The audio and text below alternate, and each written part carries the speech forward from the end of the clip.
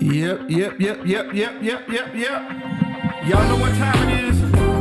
When you hear the music, we right here again. It's the Sonic Sanctuary with your boy DeMaestro. Listen, we got an incredible show for you today. Today is the day that I bring in with us none other, y'all, than the Reverend Dr. Emory Berry. Can we go one, love? Can we go one? Y'all make some noise for Reverend Berry in the building. Let's go. Hey, man, we're a work in progress around here, man. Yes, sir. How's it going, Doc? Man, doing well. Excited to be here today, and I'm just excited about all that you're doing. The energy, the vibe, listen, is everything. I appreciate that, man. I appreciate you joining us right here at the Sonic Sanctuary. Yes, sir. Now, we taking a little different twist today. Generally, the show is built around the community of indie artists. Okay. And all of the music they have and the work they have and some of the ups and the downs that we go through as indie artists trying to make things work. But, you know, in a sense, you are, and I didn't say it early in the beginning, but this is the Reverend Dr. Emory Berry of the Favor Church ATL. Yes, sir. Yes, sir. All right, brand new ministry. What we got, a year and a half? Yeah, year and a half. Year and a half. So you somewhat of an indie artist yourself. Yeah, exactly. That's what it feels like. That's what it feels like. So we go, you go through the ups and downs and all of that, man. But I wanted to have you here to have an important conversation. You know Sure. what I mean? And what I wanted to deal with today was a little bit of, how you feel as a pastor. There seems to be now a lot more disconnect between, just the church and the world in general. Right. And so, without necessarily bashing people or anything like that, but I want to have that conversation. Sure, let's do it. See what your thoughts, see what my thoughts are. I planned on having other people on the panel, but maybe we'll have to do a part 2, man. If you'll come back. That'll work. I want to get some of my sons, the college kids, to come in and get their point of view. But yeah, I just want to go from that. But first, tell us what, in a sense, what brought about the Favor Church ATL? Like, how did you get that going, and how is it going? Right. No, great question. So I would say that, as you mentioned, just over a year and a half in, it's been exciting. It really feels like a honeymoon. The energy, the excitement, enthusiasm is still at an all-time high. But it actually was a result of, I would say, maybe a divine disruption, which was really probably, some might say, a divine interruption. But really, at the end of the day, I truly believe that it was God's will.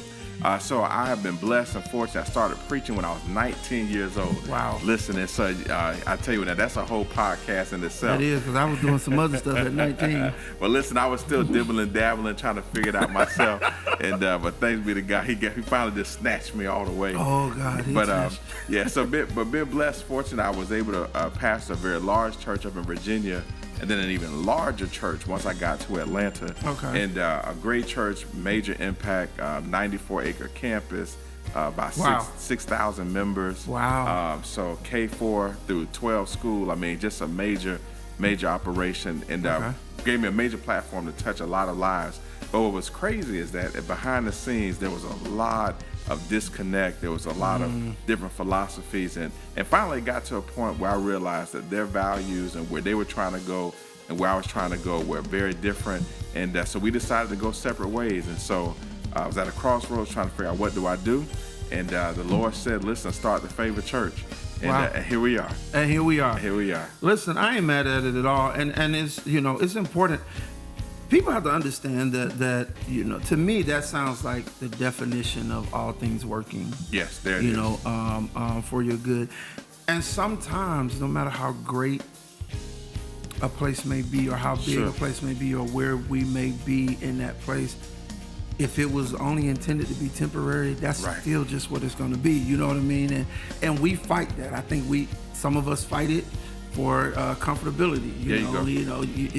It's dealing with, for lack of better terms, the devil you know versus the devil you don't know. Right. I ain't calling none of, some of y'all. Anyway, so, Doc, you know me, I ain't never scared. Anyway, but so I can understand that. So take me through the process. You hear this word, because it sounds like, and I'm far from a minister, but I hear, it sounds like God had you in you know, when you say the size of the place and all the things that were going on. Sure. So he took you to great Right. to break it down to smaller There you go.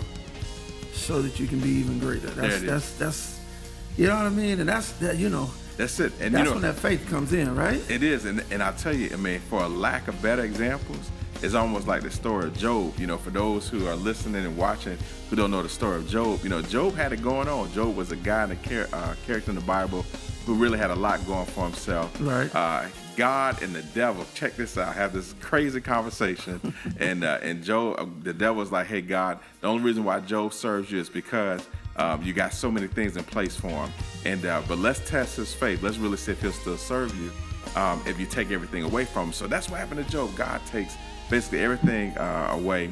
But what's crazy is then in that experience, Job's family, friends, like, man, turn your back on God. But Job continues to trust God. And fast forward, by the time you get to the story, Job ends up with greater in the end than he did. And so really that was the case in many ways where some would say they thought I was crazy. Some said, you know, hey, man, have you prayed about it? Are you sure this is what God wants? And I guess to use, you know, as the young folks say, you know, we really getting it out the mud. You know what I mean? Yeah. But what's crazy is that God is exceeding my every expectation.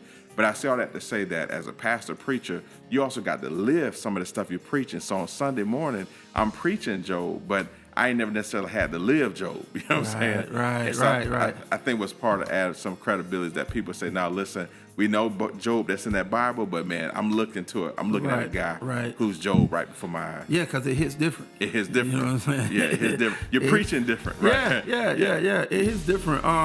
And you know, I can respect. It's kind of the same thing. You know, even on this side, I've been on the artist side in the presence of a lot of people. Right.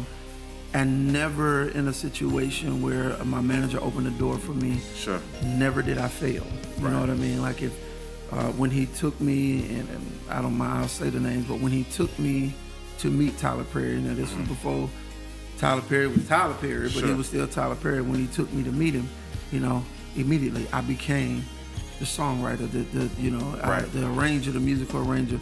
When he had me work on an artist that was signed to So So Def, it wasn't long before, unexpectedly, So So Def was, positioning me or offering me a publishing situation. Dope. Okay. You know, I went from karaoke to being signed to Kelly Price, who was somebody that I looked up to greatly, vocally, musically, and all that kind of stuff. But honestly, it wasn't until all of that stuff kind of went away for whatever reasons. You know, I got my thoughts on a lot of it. Right. But when that stuff went away, and the Kelly Price was the last situation, when that situation faded, that's when my first project, Sanctuary, was born. Wow. And it was, you know, I ain't have bread like that, but I was like, I got to get this.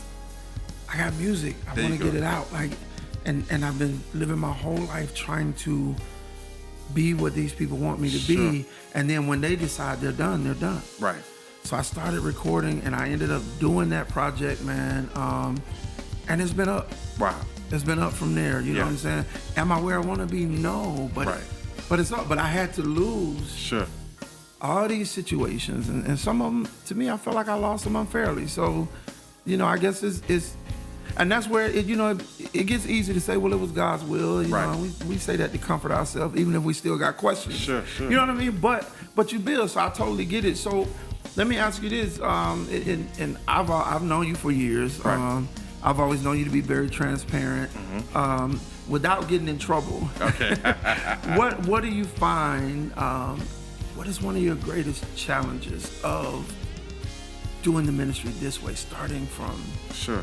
Well, I think, you know, something that you opened up today with was, you said, hey, it's a major disconnect in today's culture between church and just society. And that's not just an observation. Like, there are articles, there's all type of research and documentation that help kind of substantiate what you're observing.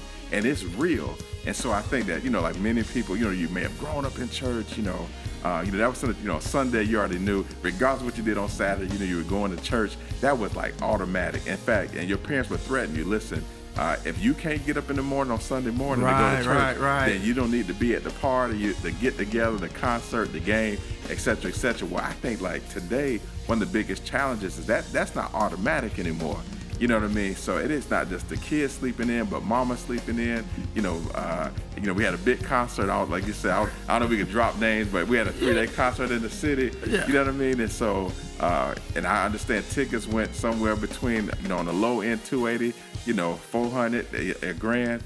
And so it's interesting, whereas people might not think twice about spending, investing in, if you would, entertainment. People don't necessarily invest the same time and energy into the spiritual growth, the development, the family. And so I think that's one of the biggest challenges, where with some stuff that was just automatic, that's not the case anymore. Right. So I think the other thing too, one of the challenges that I think creativity, so understanding that whereas before people they went to church, physically to church to get a word, but now, you got streaming, so you can catch a word 2:00 in the morning on a Tuesday. You can. You know what I mean? Or so you don't have to wait till Sunday. So Right. I think it's a challenge, but it creates some other opportunities. And then the other thing too is I think that real recognize real. I mean, that's one of the biggest things. And so I think one of the challenges is that people are looking for churches, pastors who willing to keep it real and say, hey, listen, I ain't always been saved. I done screwed up, messed up. I done made some bad decisions. And so it's not just, hey, how to bring a character in the Bible alive, but to be willing to be a living example to say, listen, man, I got the same, I don't know how I'm going to pay my rent this month. You know what I mean? Right. And I think the relatability, and so I think that's the challenge. And even in some respects, how transparent you are. But I find that people want to be around in a church setting and around pastors who are going to be genuine, authentic, and that's, and keep it 100. Yeah, absolutely. I think that part is so important now, and we'll deal with it a little bit. I see, though, on the pastoring and the preaching scope, sometimes I see where that relatability to me, I guess if that's a word, where it seems that they kind of push the limits on it to me. You know what I mean? Like there should still be a certain a standard, for the office. There should still be a certain standard for this worship center. You know what I mean? And so, to me, it's also finding that fine line, right? Like we want the young people there. You know what I'm saying? Sure. But I've seen people go to such an extreme. Yes. Well, now you got the young people there, but they still don't get the message because it's too close to what they've been doing every day. So sometimes there's no effectiveness to me. So it's a balance, because it's crazy. So one of the things my mom calls it today, she calls it nightclub church. She said, so I thought you're supposed to be called out of darkness into light. She said, but I don't understand why churches now create a club atmosphere if you're trying to pull people out of the club. So we go back and forth. Right. She's a baby boomer, you know what I mean? So she kind of have her framework, a model of church. But then, and as a pastor, you struggle with that because, like you said, that church that goes to the extreme, they got the crowd, they got the wave. Now, ain't no substance. You know what I mean? It's all smoke, mirrors, and things of that sort. Right. And so then you wrestle with, like, how far should I go? Because I don't know a pastor preacher who wanted to preach to empty chairs or pews. Now, you want people there, you know what I mean? Right. So I think the other thing, too, is even just the rules in society, because there was times where certain, certain messages that were going to be preached that was going to challenge people, right?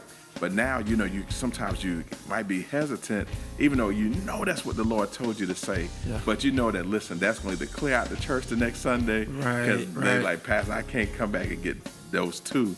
You talking about, my lifestyle. You talking about how I spend my money. Just different things. My relationships and all of that kind of stuff that I think was, old school. They didn't compromise on that. It is what it is. If you like it, great. You got a problem with it, that's on you, between you and God. And I think that's a dance that now pastors are trying to figure out. Yeah, but I think it's worth it to figure it out, right? Because you do have to find that line. Like I've always wondered, I keep it a buck always.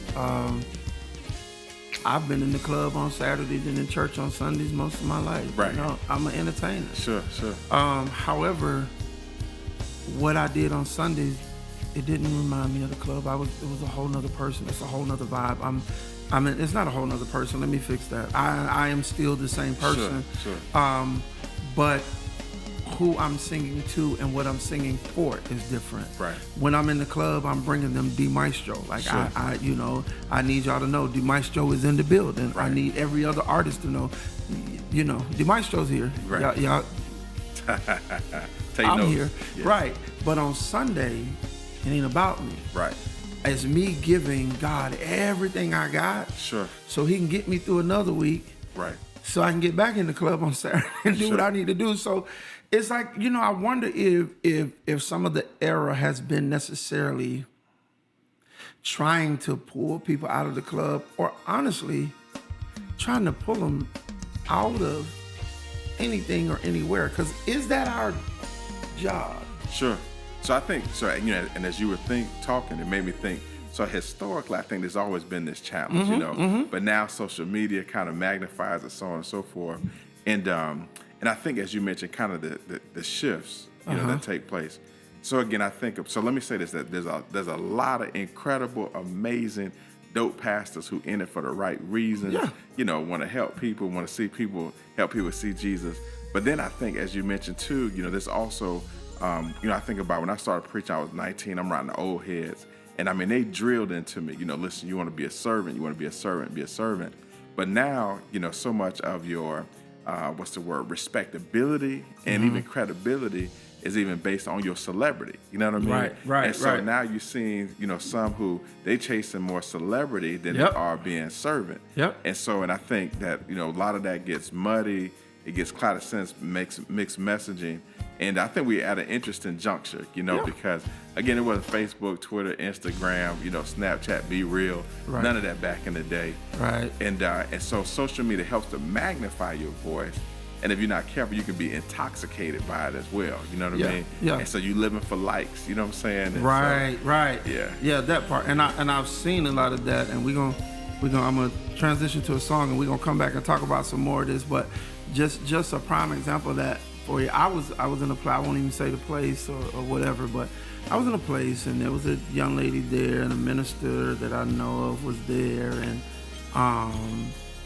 and I'm standing there, and we're just having this conversation, and the young lady says something to him about, the suit. That's a nice suit you got on, and da-da-da-da. And, I won't say his exact quote, right? But his response to her was, "Oh, you like this suit? Okay, how much you think you'll like this up in you?" Wow. And all I could think of was, bruh. Really? Yeah. Bro. Right. Like, you're a pastor. Sure. I understand you a man, and she was fine. Don't get me wrong. Right. Bruh. Right. Like, you a pastor. Like, you out here suited and booted. To tell you the truth, we were at a funeral. So you okay, if I say any more, I'm gonna give them away. So I won't. But I was just, I was really taken aback, and it's like, see, that's where y'all have, that's where, to me, is preaching for likes, because you're gonna do, what people like, but is it really in your heart? Because I couldn't imagine myself as a pastor. I'm dressed as a pastor. I'm at a service to do a pastoral service. Right.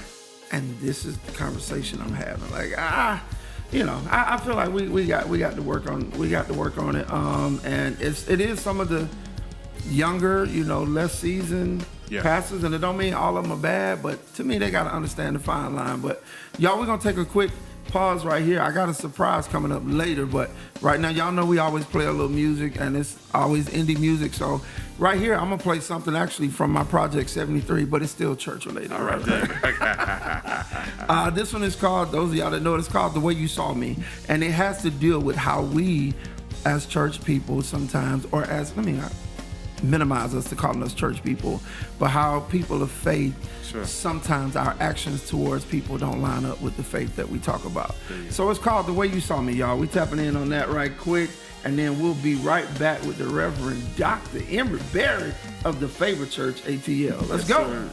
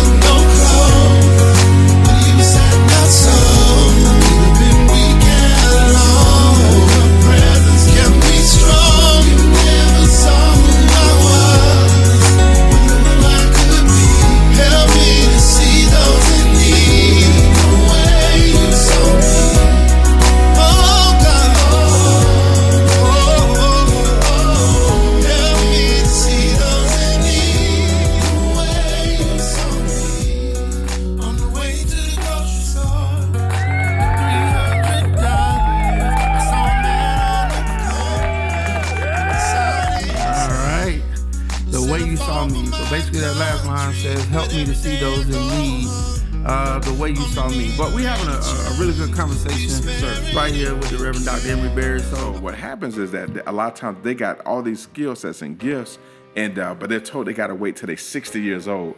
You know what I mean, to have an office or a job in the church. And so I think that's one of the one of the major hurdles that, if overcome, I think presents some major opportunities for church. They say, hey, listen, find a way to engage young people. To say, hey, listen, for you to run this ministry of 30 people is probably a piece of cake when you consider the fact that on your day job, you running, you supervising 600 people. So I think utilizing their gifts, their ideas, and so not just giving them a seat at the table, but giving them influence at the table where they say, hey, listen, no disrespect, Deacon Johnson, or you know what I mean, no disrespect, Mother so-and-so. That's a good idea, but if you really want to reach this next generation, let's change out the pulpit. Let's create a whole set. Right. You know what I mean? And so, but anyways, I think from the creatives to even those who are very technical, and then so I think just thinking outside the box, but I think utilizing them, because otherwise they will continue to invest their time and energy in spaces outside the church. But I think give them a seat to the table. And I think, and this is the thing, they'll tell their friends, they'll be like, listen, man, join our church, man, we gotta, or just by help, like, hey, listen, I gotta oversee this budget. Man, you mind helping me out, sis, you mind. And so I think they'll pull their friends in and they see a place for them, ownership. And Right. So now let me ask you this too, and it's kind of because you hit two things that I felt like was important, where honestly, I feel like somebody that's born and raised and been in the church all my life too, where I feel like the church has kind of, number one, has kind of failed, and then number two is on the cusp of failing in this regard. So you mentioned like them being able to do things, and this stuff, right? So you'll see a lot of churches that may be starting their media ministry. There you go. Or whatever, right? And I know we preach out to our kids, graduate and go to college and da-da-da-da. But some of that, to me, even in ministry, is out of touch because everybody's not going. I agree. They're just not. But does the church not realize, but if I take this kid, not saying the kid ain't going to college, it could be any kid, but if I take this 14-year-old, if we get our media ministry going, it's going to cost us a little money to buy these cameras. However, if we start training them at 14, how to work the camera, get somebody in here to show them, it enhances our media ministry. Right. You can give them a little, at that age, just give them a little something on the side and let it grow as they grow. But you've taught them a skill, and once they learn it, nobody can take that from them. Right. You know what I mean? And to me, that's where, from sound to media to the graphics to, there are all these things that are part of the church. Right. But we don't include the young people in to give them a place. Right. Give them a little income. Sure. But you teaching them a skill, and I think they will remember that from their church more than they'll remember anything. And I want to jump in right there. I think, you're right on target. So I was a youth pastor for many years. And when you first met me, that's what I was doing. I was a youth pastor for at least 12, maybe even 15 years was a youth pastor. And I'll never forget, one year we were taking the kids on a college tour. And there was one kid, in every group, there's always that kid who's like, as they say nowadays, he's that guy. They would say, he is him. You know what I mean? As a kid said, I am him. So there was this one cat, he was him. If he said it was cool, the whole group went it. If he said it was whack, you know what I mean? Listen, you wasn't getting any movement. So I noticed when we were doing the sign up, that he had not signed up. He was, came from a single family home. So I figured maybe his mom didn't have the resources to send him. So there were people who donated. So I remember making an announcement like, hey, listen, we got, we're going on the college tour. We have some sponsors. So, don't worry, don't let, money be a roadblock. Go ahead and sign up. And I'll never forget, I actually talked to his mom. We're getting to the deadline. I'm like, hey, I noticed that, little Stevie had not signed up. And she's like, listen, he's not going to college. The college is not for him, right?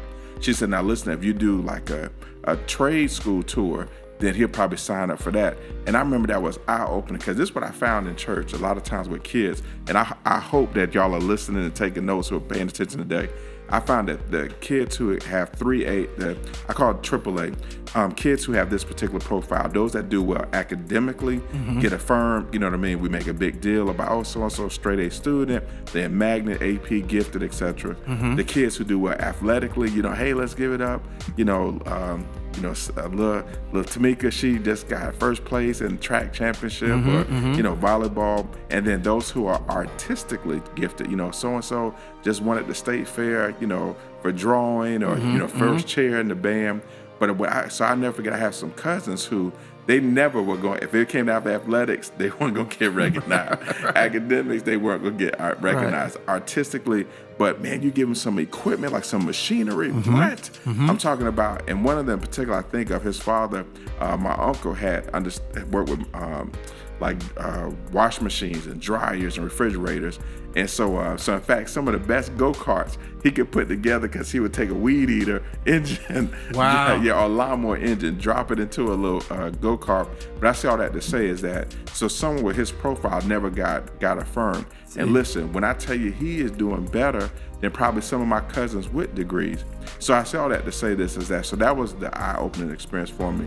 But this is interesting, somebody who, so I don't say this is a mixed company, but I think that most people need to hear. So in many ways, pastoring is like running, and you're running an operation, like running a business, you right? Are. And to your point is that so much of your financial resources are actually going towards trades. So when the roofing, when you got a leak in the roof, the roofer doesn't have a necessarily college degree, right? You know what I mean? But they learn the trade of roofing. When there's a leak, when they say, "Oh, Pastor, the bathroom, there's a busted pipe," the person who's doing the plumbing, you know what I mean? It's somebody who has a trade, right? It's all Pastor, they got potholes in the parking lot. The man doing the parking lot don't necessarily have a degree, and so even as you mentioned, it's almost like talking out of both sides of your mouth, because so much of our resources goes to trades as opposed to necessarily degrees. So I do think that we need to have a more of a panoramic mindset, and really, I think, to use, spiritual language, it speaks to purpose, so, and we teach about that, hey, that, you got to find your purpose, and everybody's purpose is not the same. So, so I saw that to say, I think we need more diversity, and even just what we're modeling. Modeling. Yeah. And again, it's not to take away or discourage the push for college and college graduates and all that. That's great, but we can't forget, I remember telling the church one time, y'all, we make all this noise and say, and every time, you can be the next doctor, you can be the next lawyer, you can be, okay, but let the garbage people go on strike. There you go. Tell me how you feel about it. Yeah, you're in trouble. Yeah, tell me how you feel about it. You know what I mean? Let the lawn care people decide they don't want to be bothered. Right. Tell me how you feel about it. When you got to get out there in 100 degrees. There you go. And you got to cut in line. So it's like, to me, it's like you said, a more panoramic view that includes everybody, which brings me to the next part that I was talking about. And after we hit on this a little bit, we'll go to another song. But I was saying that the church is on the cusp of failing, right? So I see a lot of things being done to engage the younger generation, right? Sure. As well as should be, right? But do you do it to the detriment of the older generation? Great question. You know what I mean? Like I can do all things. That's great, and it's a good song. But are you gonna make Mother Reese listen to that all service? Sure. You know what I mean? Or do we meet her halfway? Do you give her, I can do all things, Kirk, and everything new, Ty Tribbett, but then also give her Pass Me Not for, for the invitational hymn? Like, is there not a, you know what I mean? In my job, when I operate as minister of music, that's what I'm trying to do, because I don't want to isolate. Right. I don't want Mother to sit there, because she don't want the young people to go. Right. I don't want Deke, to be sitting there frustrated, because he want the young people there, but he also wonder, is there anything for me in this sermon? You know what I mean? So I think we gotta, find that, how to do that blend. So funny story that I think relates to your point. So my grandmother, God bless her soul, she passed away a few years ago. And so grandma grew up in the country. I mean, so I'm talking about the backwoods. So, where they grew their own vegetables and, things of that sort. So Sunday dinner was huge at grandmama's house. Man, go to grandma's house, man, cousins, aunts and uncles, people who you only saw once a week, coming to grandma's house to eat, which, by the way, I think that's something that's missing. And that's probably a whole nother podcast in and of itself, right? Yeah, we're going to have to come back anyway. Right. But I'll say this is that, so one of the things is, so I'll never forget, so one of my cousins one time came, and he had his son, little son, probably about 4 years old, had a McDonald's bag. Now, mind you, grandma done spent the day before cleaning greens, cutting greens, washing greens. She'd have made, a bed of rice, gravy, all so on and so forth, living onions. And so, yes. Right. Oh, you're talking my language now, Doc. Right. And now, grandma being grandma, she ain't gonna hold her tongue. She gonna say a piece. So she gonna say, he said, "Now I done all this cooking I done did, and y'all done walked in here with McDonald's." And it really created an awkward situation. So I'll never forget. So my cousin, at the next gathering, he kind of was missing the next couple of weeks. So she was like, "Hey, y'all talk to so-and-so." Like, yeah, talk to another week, grandma. He's like, "Well, he ain't been by here." I said, "Okay, probably been busy." So finally, she reached out, "Hey, you ain't been by the house, that's that." And he said, "Listen, grandma, I ain't mean no offense. I don't mean no harm, but my child don't eat living onions, don't eat smothered pork chops." You know what I mean? And so, he preferred nuggets, things of that sort. And so grandma had a decision to make, right? She says, this decision: do I continue to say, you all only eat what I serve, or does she expand her variety? Now, mind you, I ain't never seen her eat a chicken nugget or a chicken finger in my life. Won't. Yeah, or a slice of pizza. But to keep the family together, she was willing to expand, if you will, her menu just to keep the family together. Come on, Diane, preaching. Yeah, so I think that's one of the challenges of the church is that, you can't have the mindset, well, this is the only thing we eat. I think we got to have a variety. So, because at the end of the day, we just got to make sure everybody's fed. Right. You know what I mean? And there's a lot of scriptures that talk about that, Jesus say some on milk, some on meat. You know what I mean? And so everybody at different places. So again, just to kind of make this, kind of bring it all together. So most people don't notice about me, I don't eat cheese. D Maestro, I don't eat cheese, man. This is crazy. I don't eat macaroni, lasagna, fettuccine, Alfredo, lobster bisque.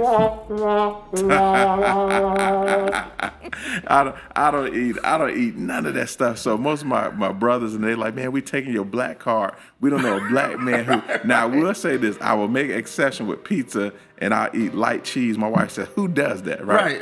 So this is the thing. So if I go somewhere and all they have are cheese dishes, I'm leaving hungry. You know what I mean? Yeah. And I think the same is true with church, where you just can't say, "Hey, all we do is contemporary, or all we do is hymns." You know what I mean? At the end of the day, you want everybody to be fed. Right. You know what I mean? And so I think having that variety. Right. Yeah, I mean, you want them to pour from each other. Sure. You know what I mean? And that's one of the things I love. Me being the musical person that I am. Sure. I love music. Like, I haven't found a genre. Well, I really can't get down with heavy metal yet. I've tried. I just can't.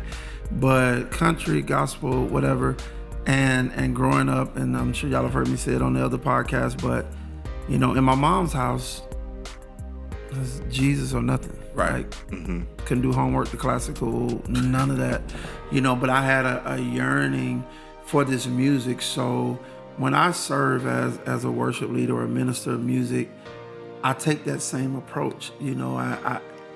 Everybody don't just want hymns, but Sure. everybody don't just want contemporary. And I find that I'm able to get something out of all of it. Sure. I love we seem to, I'll say it so you don't get in trouble, but the black church seems to be losing, to me, some of its identity in the adoption Sure. of just CCM all the time. Man, I'm glad you said it. Can I just jump in there right quick? Yeah. So, and it's funny. I'm glad you said it, because I feel the same way. And I mean, and sometimes, I remember I've sat in church services wondering, like, are you kidding me? Like, I thought I was out of touch. Right. You know what I mean? And, right. and I mean, you just said, there were two things, if you don't mind, I want to go back to that. You said, as you kind of recognize generations, and you talked about, like, with grandma, you know what I mean? Or just that older generation. And like you said, a lot of focus is placed on the youth, but as you mentioned, that older generation, as we study, research says that your most expensive years are your older years. That's when you start having health issues and challenges. And I think that is something that we know baby boomers are living longer now. Right. But in addition to that, they're having to wrestle with what it means to be a widow or what it means to be a widower. They're trying to figure out what their medication. Right. I know seniors that skipping, they take, instead of pills they should be taking every day, they're taking every other day. Wow. Just to try to make them stretch. Wow.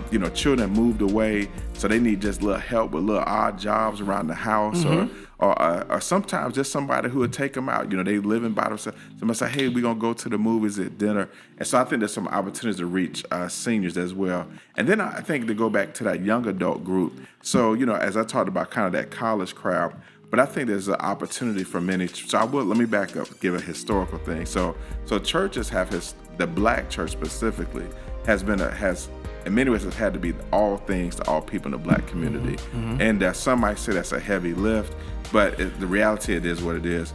But I also, when I think about young adults, I think about, churches being more deliberate around even just, things around credit, you know what I mean? And being able to talk about finances, talking about, purchasing your first home or, just things around, if you want to do, get into the real estate market or, relationship, like how do you stay married? What do you look for in a husband or a wife? Right. I think just those type of things, on your job, how do you deal with passive aggression or racism? As you said, maybe have these degrees and now you're breaking glass ceilings, but you're dealing with you flying at an altitude that nobody in your family's flown at, and you're dealing with, devils and demons, you know what I mean? And so how do you navigate the platform of success and things of that sort? So I think there's a way for churches to be intergenerational and meeting each group where they are. And one of the best ways to do it, listen, ask them. And so I found this as a pastor, you don't have to have all the answers. Listen, let me tap my microphone for every pastor that's listening. Come on, Doc. Pastor, you don't got to come up with all the answers. Right. Listen, ask people, hey, what you into? You know what I mean? What's going on in your life? And if you listen well, people will tell you everything that you need to know. And I say pray on it, and God will show you like, hey, they're giving you the menu. So let me switch gears a little bit. It's kind of like with a woman. I found that, if you find a woman who just broke up, you just came out of a bad relationship, if you listen closely, she gonna tell you everything that you need. She gonna tell you everything he didn't do. He didn't take her nowhere. He didn't take her to meet his family. So if you listen and say, okay, I need to take her out, you know what I mean? To bring around the family. She giving you the game. You know what I mean? Right. So I say all that to say with church, that if you really got your ear to the streets, you know what I mean? Paying attention to what people are saying, they telling you everything that they looking for, that they searching for. Yeah. And it's just a matter of just kind of plugging it in and going from there. Yeah, absolutely, man. And just keeping in mind, when we talk about it, and we're going to get ready to go to another song. But, a lot of the older saints, just one thing for church people to keep in mind. When the older saints were coming up, they were building the church and they were working and doing whatever they had to do to sustain the church. Sure. For what? For the young people coming. Right. So even then, everything they did was a sacrifice for the young. Right. So are we still, we're going to let them, after they did all the work for us, or we're going to come in and push them out and when does it become their turn? You know what I mean? And I think when they get in those, it's their turn. Like you can switch service up, you can move the pulpit around, for God's sakes, move it around. So, cause some of the pulpit, anyway, but don't make it a place that grandma don't recognize where she is, sometimes, let's do that for them. But we're going to switch, man, because we're going to have to do another session. So I want to talk about something on this. You being the pastor that you are and wanting to step out and do things, you decided to do a little experiment. Yes, sir. At the Favor Church. Yes, sir. With the praise team and the worship team, right? Yes, sir. Well, as you mentioned earlier, one of the things I love about having started a new church, we get to create the culture. Yeah. We get to figure out what's important, and we get to kind of, if you will, establish what we're going to be. So one of the things I've always wanted to do, one thing I've realized as a pastor is that music is important to people. Mm-hmm. I don't care as a pastor, I don't care how many hours I put into a sermon. People may not remember my sermon, but they're going to remember the music that was on Sunday. Wow. So I think even the best preacher realized that music has a big role in people's lives. Mm-hmm. And so one of the things that I thought about, hey, listen, there's some great artists, some great music, but I realized that people are still hungry for something that has some substance, music with a message, with a story. but something that's going to really reach their soul. And so I reached out to our minister of music, Mr. D Maestro, and say, hey, listen, I want to do a project, record an album. I can hold a tune. I don't need to be the lead vocalist, and but I kind of do what they do. I'll do the quick intro. But can you pull together the praise team and listen? I pray that we get an opportunity to play it today, because listen, y'all gonna be blessed, blown away, and we're gonna share with you. It's gonna be on all the platforms. It's gonna be huge, major, and I think this is what a lot of people have been looking for. Absolutely. So check it out. He stepped out. He asked, and I said, of course, yes, because it was exciting to be in a place where I can do more than just play the organ and play the piano, or just, you know what I mean? So I like that you wanted to dig into the other things that I had to offer, that God has given me. So without further ado, y'all, I don't know if I'm going to play the whole thing, but I'll give y'all a little bit of it. This is going to be the Favorite Church of Atlanta praise team, their first single, You Did It Again. God, you did it again. When we read your word, when we hear the testimonies, when we think about our own experiences, we are left with one conclusion: you did it again. You made the sun to shine. Oh, yes, you did. You made the wind to blow. Got the whole world in your hands. Thank you, Jesus. You still found a way to let me know that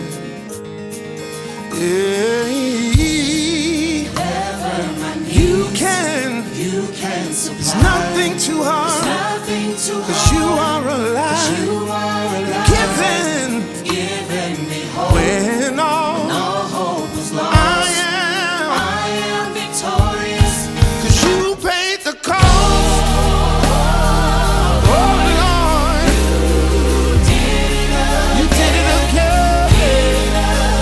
Thank you, Jesus.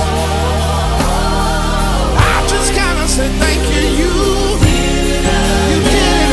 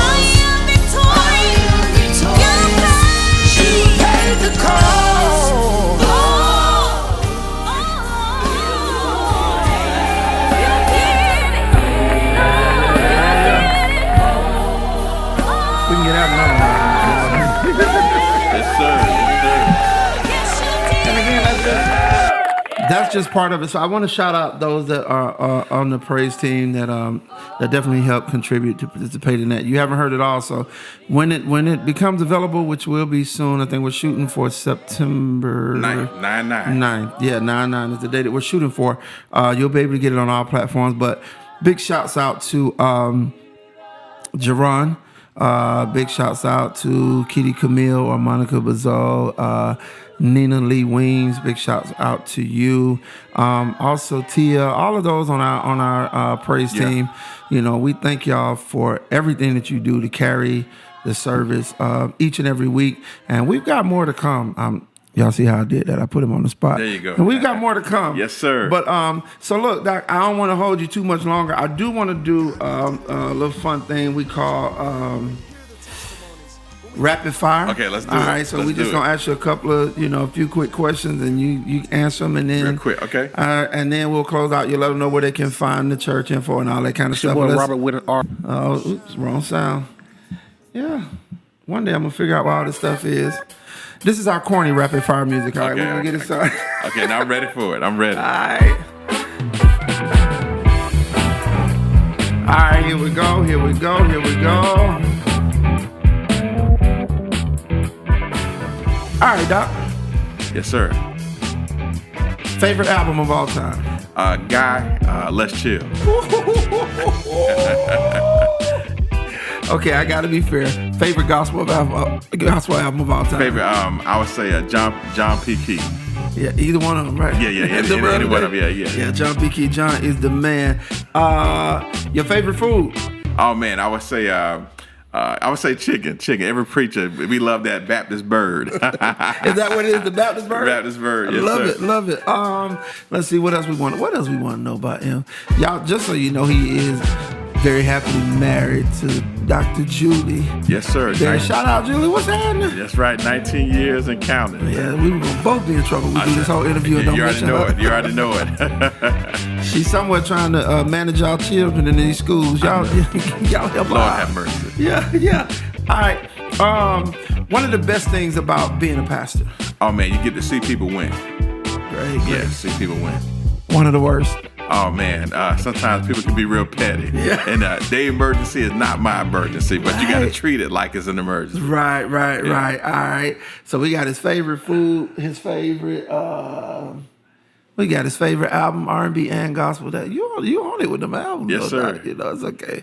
One day it'll be the maestro. But anyway, no, look, but man, I thank you so much for coming out, hanging out with us. I gotta have you back, man. Yes, sir. I think we can continue this dialogue. Especially bridging that gap with the church, and like I said, get some other young people on so we can hear from them and hear what they're thinking and feeling, and even get other ministers like yourself on. I think it's a good conversation to have. All right, let's do it. But yeah, before we get out of here, do me a favor, let the people know where they can find you and all things Favorite Church at ATL. Absolutely. If you would, just go to our website, thefavoritechurch.org. In addition to that, we're on all socials. We're on Instagram, Facebook, Twitter, all that good stuff. I guess it's called X now. X, Yeah, yeah. all that good stuff. But if you would, it's the Favorite Church ATL. In addition to that, feel free to come by the church, 3600 Midway Road, Decatur, Georgia, 30032. Every Sunday, 8 a.m. It's going down. Ooh, every Sunday at 8 a.m. Lord have mercy. Hard on the yard, but we make it happen. Well, look, once again, Doc, I thank you so much for being here, man. Thank you for your insight. I hope you had a good time Yeah, it with was us a good today. time. It was fun. Listen, I'm learning. I'm loving it. Just for those of y'all, just been wondering. Yes, I was sipping slow, but this ain't nothing but Canada Dry Zero. Matter of fact, can you bring me the can so the people know I ain't lying? I don't want them to say Rev was up there with somebody sipping. Now had Rev been here for the last interview I did. So they had that holy water. Yeah, huh? That holy. They're having communion. See, ain't that but Canada Dry. I don't even want to show that because they ain't endorsed us yet. That's all right. We'll wait till they give us some money. All right. But listen, we thank y'all so much. Once again, it's been another incredible episode of the Sonic Sanctuary. One more time, this is Reverend Dr. Emery Berry, The Favorite Church, ATL, 3600 Midway Road. That's it. We're going to post all of the social media stuff anyway so they can see it. And don't forget to look for that single, You Did It Again. Yes, We sir. out, y'all. Hey.